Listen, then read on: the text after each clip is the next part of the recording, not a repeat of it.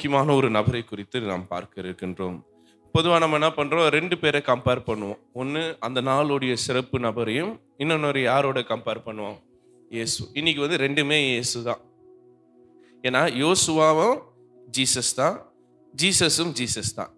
என்ன அப்படி குழப்பறீங்க அப்படின்னு கேட்டிங்கன்னா, ரெண்டுமே ஒரே பேர் தான். யோசுவான்றது எபிரேய பேர், ஜீசஸ்ன்றது கிரேக்க பேர். ரைட்டா? நமக்கு தெரியும் பழைய ஏற்பாடு எபிரேய மொழியில எழுதப்பட்டது, புதிய ஏற்பாடு கிரேக்க மொழியில எழுது.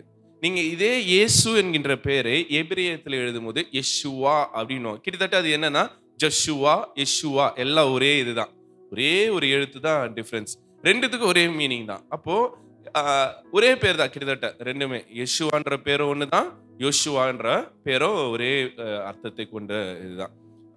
ஸோ இவங்க ரெண்டு பேருக்கும் நிறைய சிமிலாரிட்டிஸ் நாம் பார்க்க முடியும். நம்ம அது கடைசியாக பார்க்கலாம். யோசுவாவை பொறுத்த மட்டும், ஜாஷுவாவை பொறுத்த மட்டும் மிக சேலஞ்சிங்கான ஒரு பர்சனாலிட்டி, ஒரு டைனமிக்கான ஒரு லீடராக நான் பார்க்கிறேன். அடுத்தது அவருடைய சிறப்பு என்பது அவர் ஒரு வாலிபர், ஒரு யூத். ரைட்டா?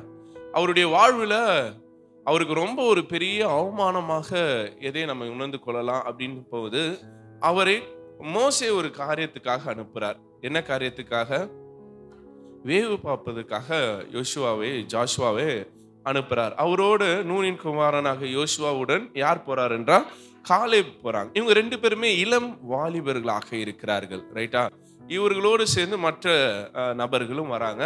வந்து அந்த கானான் தேசத்தை வேவு பார்த்துட்டு என்ன பண்றாங்க, திரும்பி யார் இடத்துல வராங்க, மோசே இடத்திலும் இஸ்ராயேல் மக்கள் இடத்துல வராங்க.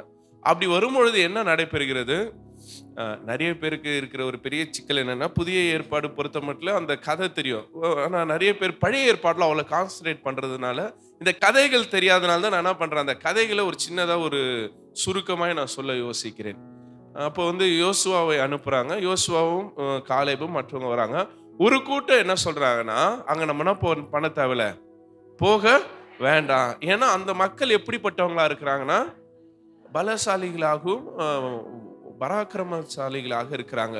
நம்ம வந்து அவங்க முன்னாடி ஒரு சின்ன கூட்டமா இருக்கிறோம், நம்ம கண்டிப்பா அவங்களை என்ன பண்ண முடியாது, தோற்கடிக்க முடியாது, நம்ம அவங்களை மேற்கொள்ள முடியாது அப்படின்னு சொல்லி ஒரு நெகட்டிவான ஒரு ரிப்போர்ட்டை கொடுக்குறாங்க. ஆனா இந்த நபர்கள் யார், ரெண்டு நபர்கள், ஜாஷுவாவும் காலேபும் மட்டும் என்ன சொல்றாங்க, இல்ல நம்ம போலாம், இம்மட்டும் கடவுள் நம்ம என்ன பண்ணியிருக்காரு, வழி நடத்திருக்கிறார், கண்டிப்பா கடவுள் அவர்களையும் மேற்கொள்ள நமக்கு உதவுவார் அப்படின்னு சொல்லி ஒரு நம்பிக்கையா சொல்றாங்க. ஆனா இந்த இடத்தில் இவர்களுடைய ஆலோசனை நிராகரிக்கப்படுகிறது. யாரோட ஆலோசனை? யோசுவாவும் காலேபுடைய. அப்ப யாரோட ஆலோசனை ஏற்றுக்கொள்கிறார்கள் என்றால் பெரும்பான்மையுடைய மக்களுடைய ஆலோசனை ஏற்றுக்கொள்கிறார்கள். ரைட்? இப்போ இது வந்து யோசுவாவுக்கு ஒரு அவமானமா கூட எடுத்துக்கலாம். நம்ம இவ்வளவு சொல்லி என்ன பண்ணல, இவங்க எடுத்துக்கல. ஏன்னா பொதுவாகவே தலைமைத்துவம் என்ன தீர்மானிக்கிறதோ அதுதான் அங்க நடைபெறும். இப்ப தலைமைத்துவத்தில் இருக்கிறவர் இவருடைய இதை எடுத்துக்கல. இப்ப யோசுவா பத்தி நம்ம அதுக்கப்புறம் எங்கேயுமே பார்க்கல. திருப்பி மோசே இறந்து போகிறார். அப்ப இறந்து போகும்போது அடுத்த ஒரு கட்ட தலைமைத்துவத்தை கொண்டு வரணும். இதே வந்து ஒரு இண்டிபெண்டன்ட் சர்ச்சா இருந்தா, நான் பாஸ்டர் கத்துது யார் வந்துருவாரு, அவங்க பையன் வந்துருவாரு. ரைட்டா? ஆனா வேற யாரையும் என்ன பண்ண மாட்டாங்க, உள்ள விட மாட்டாங்க. இங்க மோசேயுடைய பையன் அடுத்தது யாராதான் வந்திருக்கணும், கெஸ்ஸம் தான் வந்திருக்கணும். ஆனா கடவுள் அப்படி அல்ல. கடவுள் அழைப்பே வித்தியாசமானது. யாருக்கு கொடுக்கிறாரு? நூனின் குமாரனாகிய யோசுவாவுக்கு கொடுக்கிறார். ரைட்? அப்போ யோசுவா இது எதிர்பாராத ஒன்று. ஏன்னா ஒரு காலகட்டத்தில் இவருடைய ஆலோசனை நிராகரிக்கப்படுகிறது. ஆனால் அதே யோசுவாவுக்கு கடவுள் தலைமைத்துவத்தை கொடுக்கிறார். அதுவும் சாதாரண தலைமைத்துவம் அல்ல. மோசேயாவது வழி நடத்தி வந்துட்டார். யோசுவாவுக்கு இருக்கிற ரெண்டு மிகப்பெரிய சேலஞ்ச், ஒன்னு நாட்டை போய் சுதந்திரத்துக் கொள்ளணும், சண்டை போடணும். ரெண்டாவது நாட்டை பங்கிட்டு கொடுக்கணும். ரைட்டா? சொத்து பிரிச்சு கொடுக்கணும். நம்ம ஊர்ல அண்ணன் தம்பிகளுக்கு சொத்து பிரிக்கிறதே பெரிய கஷ்டமாகுது. இதுல 12 கோத்திரங்களுக்கு ஒருத்தனுக்கும் மனசு கோலாம என்ன பண்ணி ஆகணும், சொத்துக்களை, நிலங்களை பிரித்து கொடுக்க வேண்டியதாக இருக்கிறது. இப்படிப்பட்ட இக்கட்டான ஒரு சூழ்நிலையில் தான் யார் வந்து பொறுப்பை ஏற்றுக்கொள்கிறார்? யோசுவா ஏற்றுக்கொள்கிறார். அந்த முதல் வசனம் அழகா சொல்லுது, வாசிங்க. கர்த்தருடைய தாசனாகிய மோசே இறந்த பின்பு, ரைட், இப்போ சொல்றாங்க அவர் யார் என்றால் மோசேயின் ஊழியக்காரன். ஒரு அசிஸ்டன்ட் போல மோசேக்கு யார் இருந்திருக்கிறாரு? யோசுவா இருந்திருக்கிறார். ஊழியக்காரன். அதாவது திருவிழத்துல இப்படி ரொம்ப அழகா போட்டிருக்கு, நூனின் மகனும் மோசேயின் ஊழியக்காரன் போல உதவியாளருமாகிய. தன்கிட்ட வேலைக்காரனா உதவியாளராக இருந்த ஒருவருக்கு கடவுள் என்ன கொடுக்கிறாரு? தலைமைத்துவத்தை கொடுக்கிறார். உண்மையிலே எவ்வளவு பெரிய விஷயம் பாருங்க. அடுத்த லீடரா இருந்தா கூட பரவாயில்ல, இவர் யாரு? மோசேக்கு உதவியாளர். அப்படின்னா நம்ம ஊர் இதுல சொன்னா மோசேக்கு பிஏ யாரு? யோசுவா. அப்படின்னா நூனின் குமாரனாகிய யோசுவா அவர் தான் மோசேக்கு உதவியாளராக இருக்கிறார். ரைட்டா? ஆண்டவர் யோசுவாவை பார்த்து இப்படியாக சொல்லுகிறார். 2ஆம் வசனத்தை வாசிங்க. ஆண்டவரே சொல்றார், எப்பா என் தாசனாகிய மோசே என்ன பண்ணிட்டாப்ல? மரித்து போயிட்டாரு. இப்பொழுது நீயும் இந்த ஜனங்கள் எல்லோரும் எழுந்து இந்த யோர்தானை கடந்து இஸ்ரவேல் புத்திரருக்கு நான் கொடுக்கும் தேசத்துக்கு போங்கள். நான் மோசேவுக்கு என்ன சொன்ன அதேபடி உங்கள் காலடிகளை மிதக்கும் எவ்விதத்தையும் உங்களுக்கு கொடுப்பேன். வனாந்தரமும் இந்த லீபனோன் தொடங்கி ஐப்ராத் நதியாகிய பெரிய நதி மட்டும் இருக்கிற எத்திய தேசம் அனைத்தும் சூரியன் அஸ்தமிக்கும் திசமாகிய பெரிய சமுத்திரம் வரைக்கும் உங்கள் எல்லையா இருக்கும். அப்போ கர்த்தர் யோசுவா கிட்ட என்ன சொல்றாருன்னா, இந்த நாடு உங்களுக்கு நான் பவுண்டரியா கொடுக்க போறேன், நீ முதல்ல யோர்தானை கடந்து போ. இப்ப யோசுவா கடந்து போகும்போது அவருக்கு நிறைய சேலஞ்சஸ் வருது. அதுல நிறைய இயற்கைக்கு அப்பாற்பட்ட வியத்தகு காரியங்களை யார் செய்யறாரு? யோசுவா செய்யறார். முதல் இது எப்படி மோசேக்கு செங்கடலோ யோசுவாவுக்கு யோர்தான். ரைட்டா? ஆனா இவங்களுக்கு தண்ணி இல்லாததான் பிரச்சனை. இவருக்கு என்ன பெரிய பிரச்சனை அப்படின்னா, பெரிய கோட்டை. என்ன கோட்டை? எரிகோவின் மதில்கள், எரிகோவுடைய சுவர். ரைட்டா? இப்ப அதை மேற்கொள்ளணும். அடுத்தது எதிரிகளோடு போர் செய்யணும். இப்போ இத்தனை சேலஞ்சஸும் இவர் ஒரு அழகான ஒரு டீமை ரெடி பண்றார். நம்ம ஆரம்பத்துல பார்த்தோம், மோசே அழைத்து வந்தவர்களுக்கு யுத்தம் பண்ண தெரியாது, ஆனா யோசுவா அழைத்து போறவர்களுக்கு யுத்தம் பண்ண தெரியும். காரணம் என்னவென்றால், யோசுவா அவர்களை பயிற்றுவிக்கிறதாக நாம் பார்க்கிறோம். அவர்களை ஆயத்தப்படுத்துகிறார்.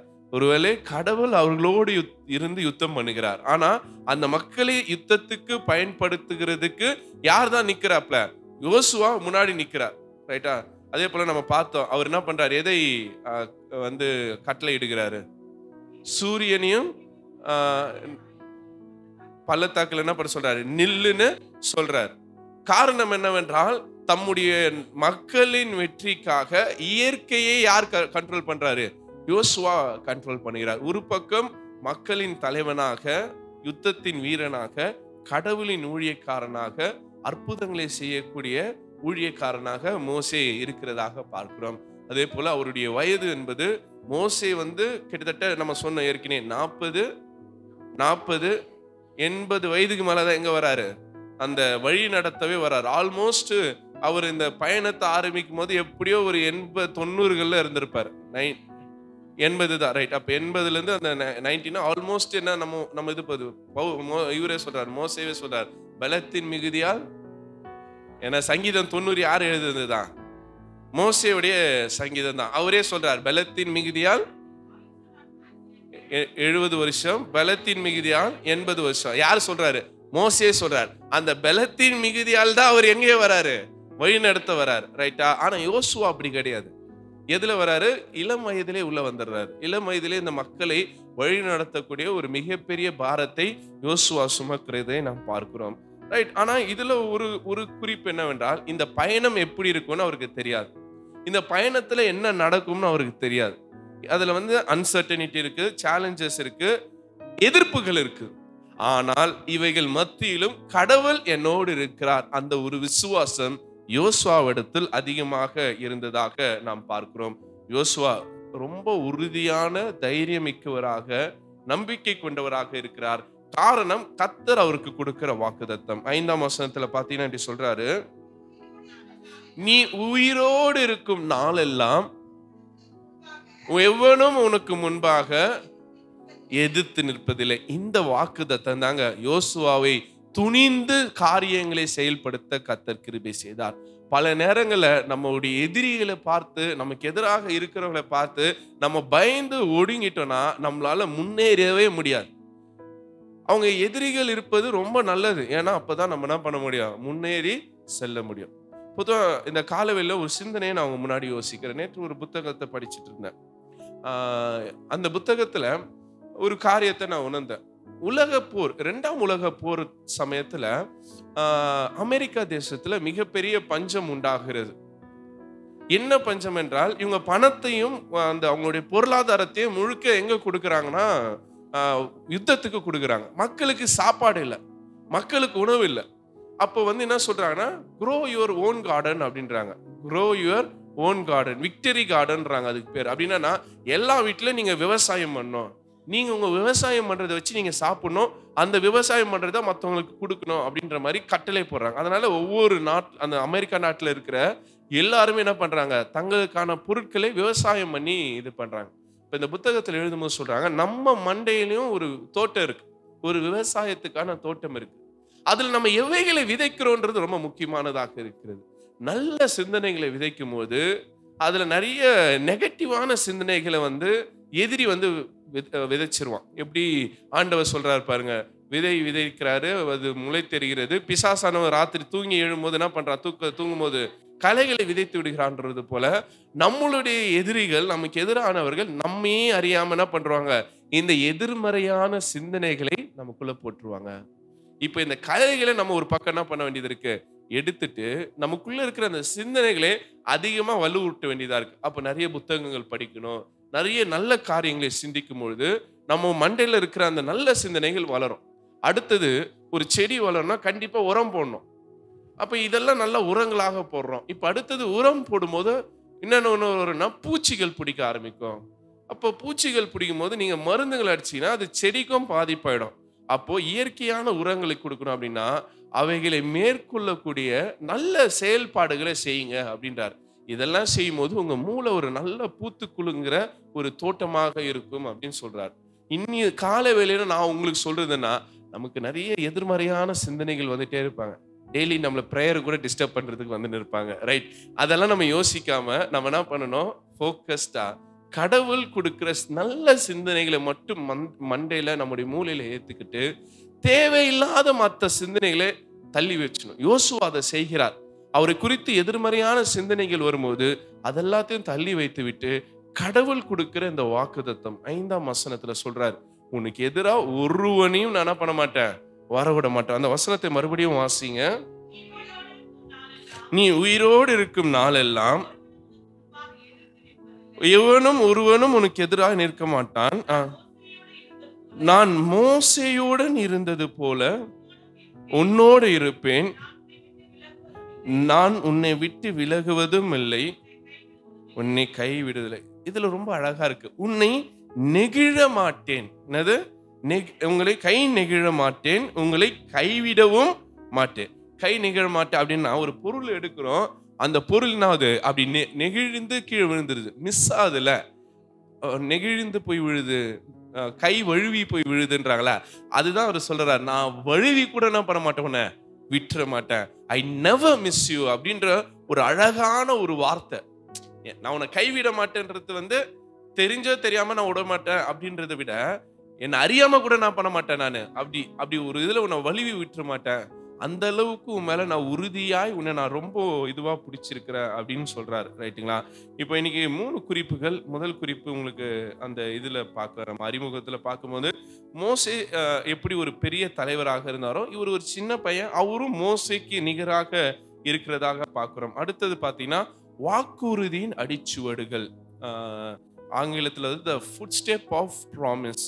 யோசுவா 1ஆம் அதிகாரம் 6ஆம் வசனத்தை இதுக்கு மையமாய் எடுத்திருக்கிறேன். ஜாஷுவா 1:6, பலங்கொண்டு திடமனதாயிரு,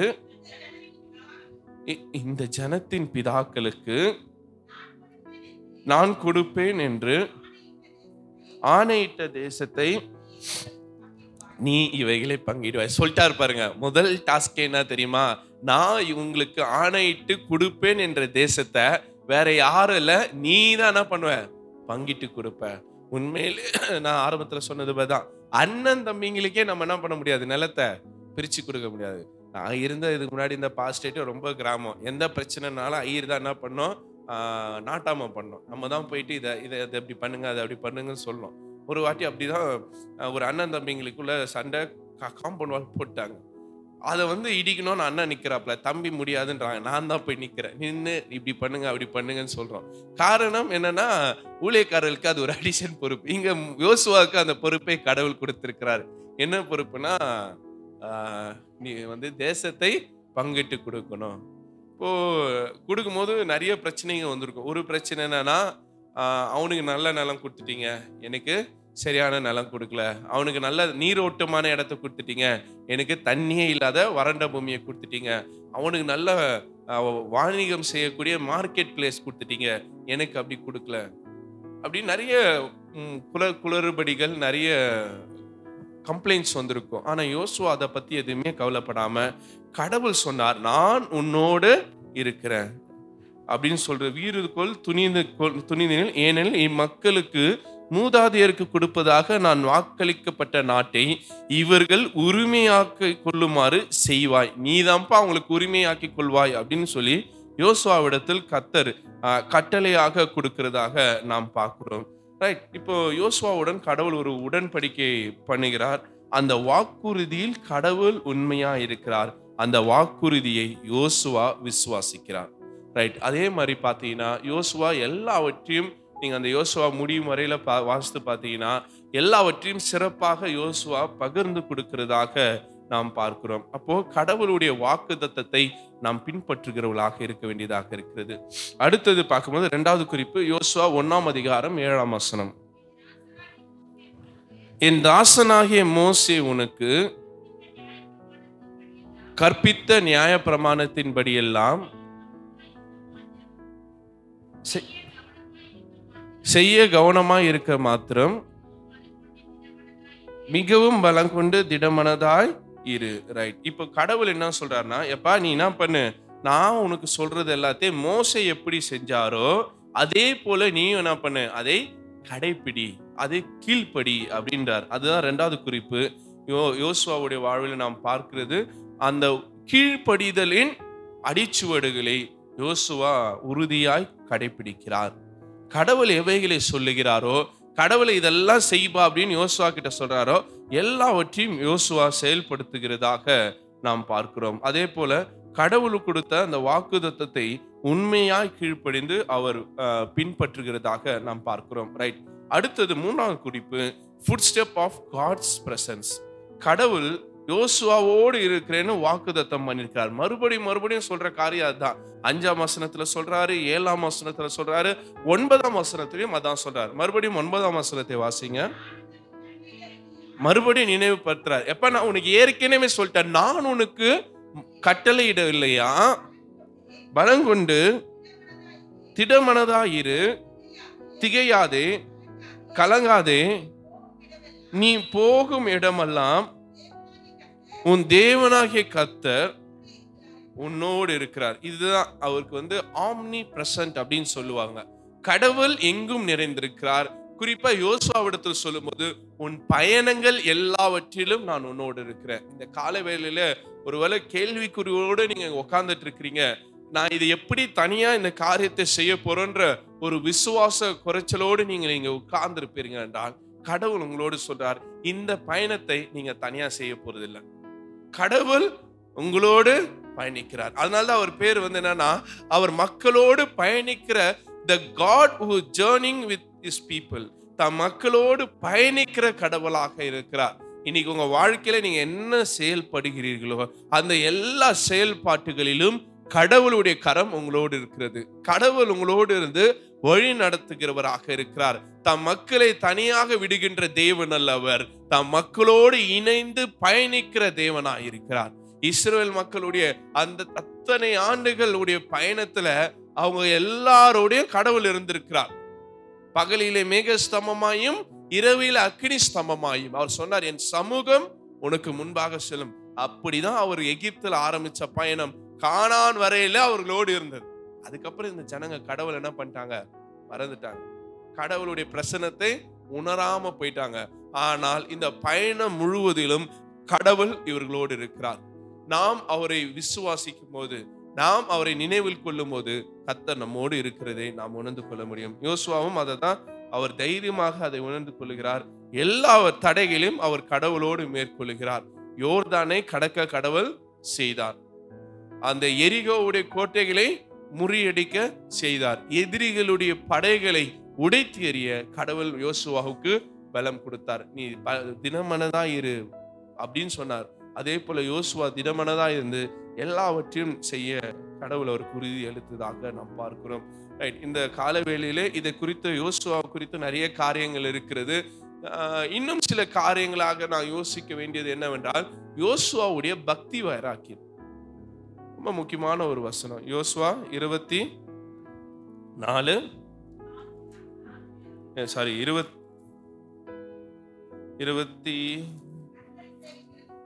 ரைட், என்ன வசனம் அது? 15, 24:15. கர்த்தரை சேவிக்கிறது உங்கள் பார்வைக்கு ஆகாதது என்று கண்டால் பின்னை யாரை சேவிப்பீர்கள் என்று இன்று தெரிந்து கொள்ளுங்கள். நதிக்கு அப்புறத்தில் ரைட், அங்க சொல்றாரு பாருங்க, உங்க பிதாக்கள் சேவித்த தெய்வங்கள். அப்படின்னா நான் இந்த ஜனங்க யாவே கடவுளை மட்டுமல்ல மற்ற தெய்வங்களை என்ன பண்ணியிருக்கிறாங்க? ஆராதனை செய்திருக்கிறாங்க. இவங்க மோசே கோபப்படுறதுல உண்மை இருக்கு. இந்த ஜனங்க எப்படிப்பட்ட ஜனங்க? வணங்கா கழுத்துள்ளவர்கள். எத்தனை ஊழியக்காரர்கள், எத்தனை அற்புதங்கள், எவ்வளவு அழகா ஒரு ஆண்டவரே சொல்றாரு யாத்திராகமத்துல, ஒரு பறவை ஒரு கோழி தன் குஞ்சுகளை சுமப்பது போல நான் என்ன பண்ண உங்களை சுமந்து கொண்டு வந்தேன், உங்க கழுகு சுமப்பது போல. ரைட், அந்த யாத்திராகமத்துல அந்த வசனம் வரும். அப்போ அப்படி இருக்கிற போது கடவுள் அவ்வளவு அழகா இவர்களை பாதுகாத்து பராமரித்து வழி நடத்துகிறார், தேவைகளை சந்திக்கிறார். ஆனா இவை எல்லாவற்றையும் இந்த ஜனங்க என்ன பண்ணிடுறாங்க? மறந்துடுறாங்க. ஏன் அப்படி இவங்க மறந்தாங்கன்றது நமக்கு ஒரு மிகப்பெரிய கேள்வியாக இருந்து கொண்டே இருக்கிறது. தங்களை அழைத்து வந்த கடவுளை மறந்து இந்த 19ஆம் அதிகாரம், யாத்திராகமம் 19ஆம் அதிகாரம் 4ஆம் வசனத்தை வாசிங்கள. நான் எகிப்தருக்கு செய்ததையும் நான் கழுகுகளின் செட்டைகள் மேல் சுமந்து என் நண்டையில் உங்களை சேர்த்து கொண்டையும் நீங்க கண்டீர்கள் அல்லவா? நீங்க பாத்தீங்க தானப்பா, ஒரு கழுகு சேர்த்து கொள்வது போல நான் உங்களை சேர்த்து கொண்டேனே. 5ஆம் வசனத்தை வாசிங்களேன்.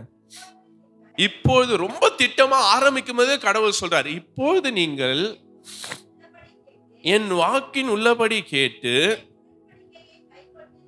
என் உடன்படிக்கையை கை கொள்வீங்களானால் சகல ஜனங்களிலும் சம்பத்தா இருப்பீர்கள், பூமி எல்லாம் என்னுடையவைகள்.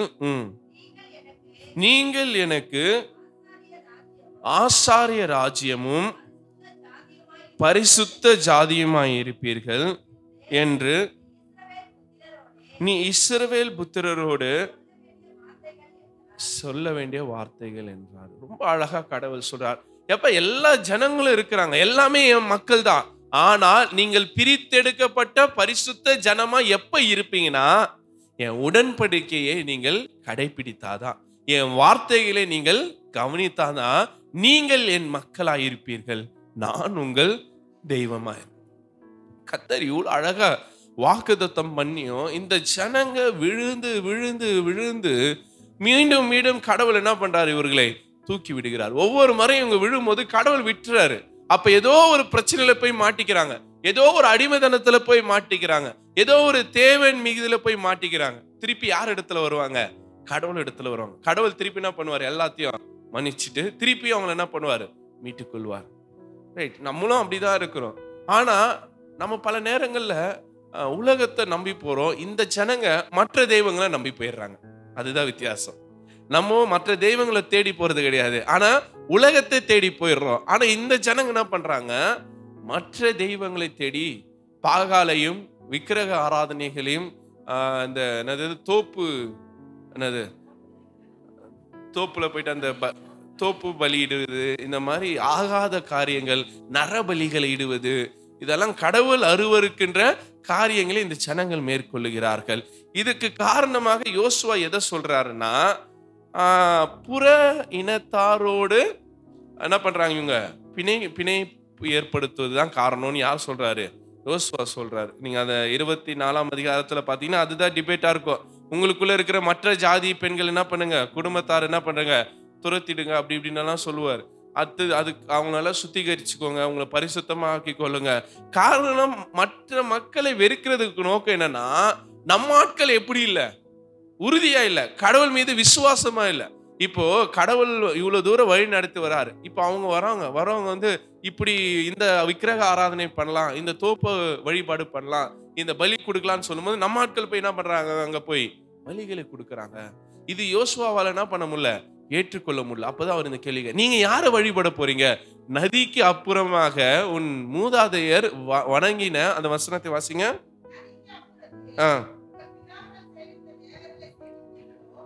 வேற்று தெய்வங்களை, எமோரியரின் தெய்வங்களை நீங்க என்ன பண்ணுவீங்க, சேவிப்பீர்களா?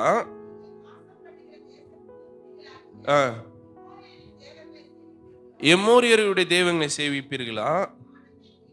எப்பா, நீ எவனை சேவிச்சுட்டு போ, எந்த விக்கிரகத்தை வேணா நீ வணங்கிட்டு போ, எந்த மக்களுடைய தெய்வங்களை நீ வணங்கிக்கோ, எனக்கு அது பிரச்சனை கிடையாது. ஆனா நானும் என் வீட்டாரும் என்றால் கர்த்தரையே சேவிப்போம் அப்படின்னு சொன்னாங்க. ரைட்? இப்பதான் இந்த ஜனங்க மறுபடியும் என்ன பண்றாங்க, உணர்வடைந்து யோசுவாவிடத்துல பதில் சொல்றாங்க. 16ஆம் வசனத்தை வாசி பாருங்க. அப்போது ஜனங்கள் பிரதித்திரமாக வேறு தெய்வங்களை சேவிக்கும்படி கர்த்தரை விட்டு விலகுகிற காரியம் எங்களுக்கு தூரமாய் இருப்பதாக நம்மையும் நம்முடைய பிதாக்களையும் அடிமைதன வீடாகிய எகிப்து தேசத்திலிருந்து புறப்பட பண்ணி நம்முடைய கண்களுக்கு முன்பாக பெரிய அடையாளங்களை செய்து நாம் நடந்த எல்லா வகையிலும் நாம் கடந்து வந்த எல்லா ஜனங்களுக்குள்ளும் நம்மை காப்பாற்றினவர் நம்முடைய தேவனாகிய கர்த்தர் தாமே அப்படின்னு சொல்லி இவங்க என்ன பண்றாங்க, வாக்குறுதியை கொடுக்கிறார்கள். ரைட்? அதே போல 19ஆம் வசனம் வாசிங்க. நீங்கள் கர்த்தரை சேவிக்க மாட்டீர்கள், அவர் பரிசுத்தம் உள்ள தேவன், அவர் எரிச்சல் உள்ள தேவன், உங்கள் மீறுதல்களையும் உங்கள் பாவங்களையும் மன்னியார். ரைட்? அடுத்தது, கர்த்தர் உங்களுக்கு நன்மை செய்திருக்க நீங்கள் கர்த்தரை விட்டு அந்நிய தேவர்களை சேவித்தால் அவர் திரும்பி உங்களுக்கு தீமை செய்து உங்களை நிர்மூலமாக்குவார் என்றார். கர்த்தர் எரிச்சல் உள்ளவராக இருக்கிறார், வைராக்கியம் உள்ளவராக இருக்கிறார். கர்த்தர் தம் துதியை வேறு ஒருவருக்கு கொடுக்காதவராக, he is very much concerned about us. நாம் யாரை ஆராதிக்கிறோன்றது கடவுள் பார்த்துட்டே இருக்கிறார்.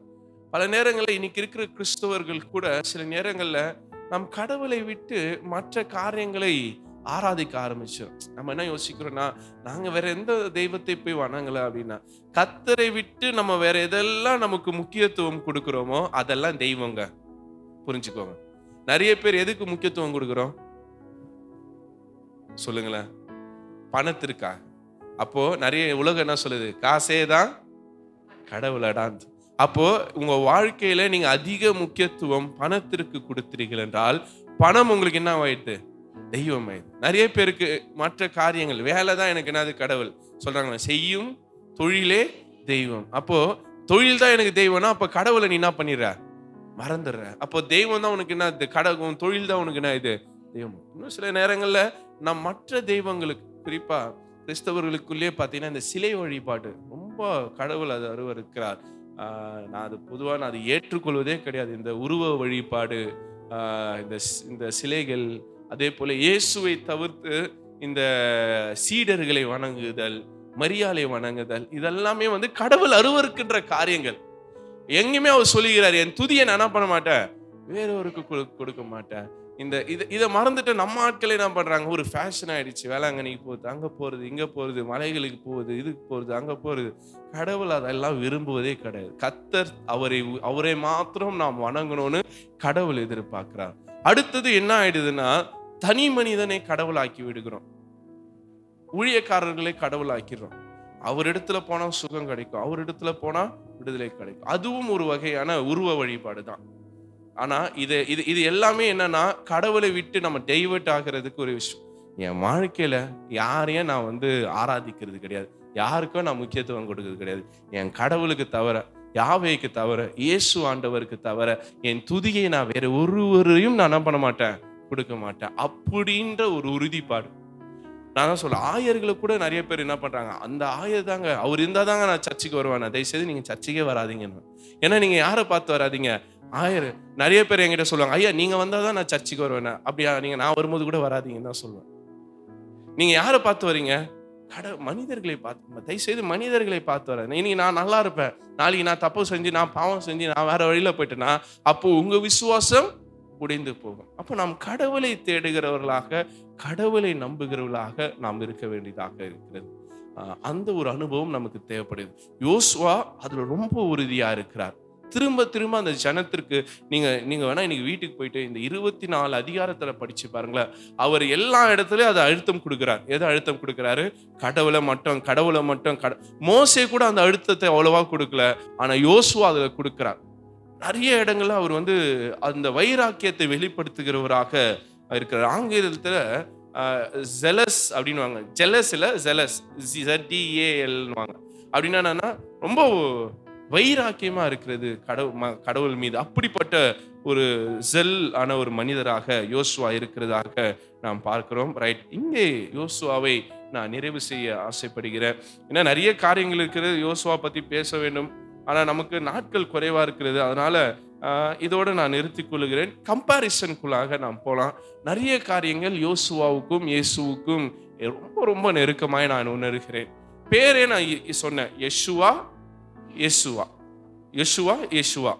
ஜாஸ்வா, ஜீசஸ். இது ரெண்டுமே பேர் ரொம்ப ரொம்ப நெருக்கமான பெயர்கள். குறிப்பா என்ன சொல்றாங்கன்னா, யோசுவாவை இயேசு எப்படி அப்படின்றதை ஃபோர்ஷேடோ பண்றாரு, நிழலாட்டமாக காட்டுகிறார். ஏன்னா நான் இப்ப சொன்னேன்ல, யோசுவா மறுபடியும் மக்களுக்கு சொல்றதுன்னா கடவுள் பிதான்றார். நீங்க இதே வந்து புதிய ஏற்பாட்டுல வந்தீங்கன்னா 4 நற்செய்தி நூல்களையும் இயேசுனா சொல்லுவாரு, பிதா அனுப்பினவர், பிதா எல்லாவற்றையும் யாருக்கு தான் சொல்லிட்டு இருப்பாரு, பிதா தான் சொல்லிட்டு இருப்பார். அப்ப இவருக்குன எண்ணமும் ஒன்னாதான் இருக்குது. மக்களை கடவுள் பக்கம் திருப்பணும். இங்க என்ன சொல்றாரு, மனம் மாறுங்க, கடவுள் பக்கம் திரும்புங்கன்னு யார் சொல்றா, யோசுவா சொல்றார். இங்க இயேசுனா சொல்லுங்க, மனம் திரும்புங்கள், பரலோக ராஜ்யம் சம்பித்திருக்கிறது. அதாவது கடவுளை விட்டு தூரம் போயிருக்கிற மக்களை யார் பக்கம் திரும்புறாங்க, 2 பேருமே கடவுள் பக்கம். ரைட், யோசுவா, ஜீசஸ், இந்த ரேமுக்கான பொருள் என்னவென்றால் யாவே மீட்பர். என்னது, யாவே மீட்பர். அதேதான் ஜீசஸ்கோ, யாவே மீட்கிறார். இயேசு என்று பெயரிடுவாயாக. அவருக்கு இயேசு என்றால் தம் மக்களின் பாவங்களை நீக்கி ரட்சிப்பார். அப்போ யாவே ரட்சிப்பார், அதுதான் அந்த பெயருடைய அர்த்தம். யோசுவான்ற பேருக்கு அர்த்தம் என்றால் யாவே மீட்பார், யாவே ரட்சிப்பார். ரைட்டா, 2 பேருக்கான அர்த்தம் ஒண்ணுதான். அடுத்தது 2 பேரும் வாக்குத்தத்தத்தின் நாட்டுக்கு அழைத்து செல்கிறார்கள். யாரு, யோசுவா. எந்த வாக்குத்தத்தத்தின் நாடு, கானான். இயேசு பரலோகம். ரைட்டா, 2 பேருடைய நோக்கம் என்னன்னா, த ப்ராமிஸ் லேண்ட், வாக்குத்தத்தம் பண்ணப்பட்ட நாட்டில் அழைத்து. 2 பேரும் தண்ணீரை கடக்கிறார். ரைட்டா, இவர் யோர்தானை கடக்கிறார், இவர் ஞானஸ்தானத்தினூடாக அந்த தண்ணீரை கடக்கிறதாக நாம் பார்க்கிறோம். 3ஆம் அதிகாரம் 13 மத்தேயுல நீங்க வாசிக்கும் போது, இயேசு அந்த ஞானஸ்தானத்தை பெற்று ஆற்றிலிருந்து வரார். எந்த ஆறு, யோர்தான். இவர் எந்த ஆறை கடக்கிறார், யோர்தானை கடக்கிறார். சிமிலாரிட்டி ரொம்ப ஈக்குவலா இருக்கும். யாரு, யோசுவாவும் இயேசுவும். ரைட்டா, அடுத்தது இவர் கானானை மீட்டெடுப்பதற்காக எதிரிகளோடு யுத்தம் பண்ணுகிறார். இவர் பரலோக வாழ்வை மீட்டெடுப்பதற்காக மரணத்தை மேற்கொள்ளுகிறார். ரைட்டா, அடுத்தது 12 பேர். 2 பேர் வாழ்க்கையில ரொம்ப முக்கியமானது. யார் 2 பேர் வாழ்க்கையிலும், இயேசுடைய வாழ்க்கையிலும் யோசுவாவுடைய வாழ்க்கையிலும். என்னாகமும் 13:1-3 வாசிங்க. என்னாகமும் 13:1-3.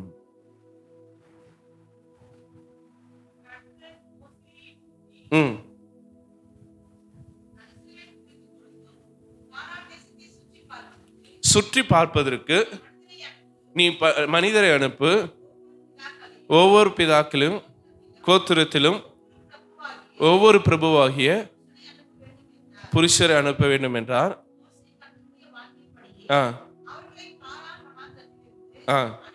ரைட்.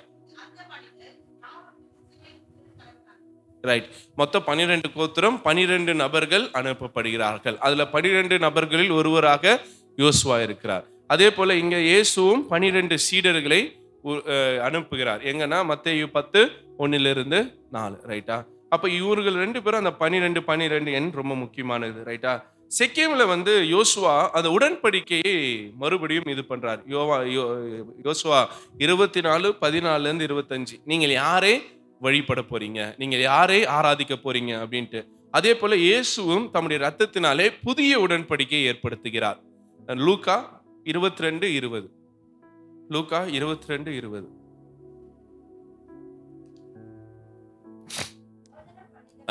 அதுதான் திருவிருந்து வழியாக அவர் என்ன பண்றாரு, புதிய உடன்படிக்கையை ஏற்படுத்துகிறதாக நாம் பார்க்கிறோம். இங்க வாங்க, யோசுவா 24:15.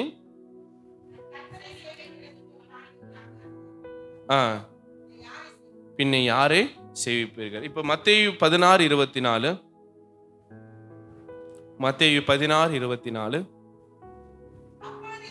அப்பொழுது இயேசு தம்முடைய சீஷர்களை நோக்கி, ஒருவன் என்னை பின்பற்ற விரும்பினால் தன்னை தானே வெறுத்து தன் சிலுவை எடுத்துக்கொண்டு என்னை பின்பற்ற கடவன். யோசுவா கடவுளை பின்பற்ற சொல்லுகிறார், இயேசு தம்மை பின்பற்ற சொல்லுகிறார். ரைட். 2 பேரும் கடவுளுக்கான ஒரு வீரர்களை உருவாக்குறார். யோசுவா 5ஆம் அதிகாரத்துல பாத்தீங்கன்னா கடவுளுக்காக ஒரு படையை யோசுவா உருவாக்குறதாக நாம் பார்க்கிறோம். இயேசுவும் அது போல கடவுளுக்கென்று ஒரு கூட்டத்தை ஏற்படுத்துகிறதாக பார்க்கிறோம். 2 பேரும் இந்த மீட்பின் திட்டத்துல ரொம்ப முக்கியமான நபர்களாக நான் பார்க்கின்றேன். ரைட். இது இவர்களுக்குள்ளான ஒரு அழகான கம்பாரிசன். இந்த இடத்தோடு யோசுவாவை நான் நிறைவு செய்ய விரும்புகிறேன். இன்றையோட நம்ம 10 நாட்களை நாம் முடித்திருக்கிறோம். 10 மனிதர்களை குறித்து கர்த்தர் ஆழ்ந்து சிந்திக்க நமக்கு கிருபை தந்திருக்கிறார்.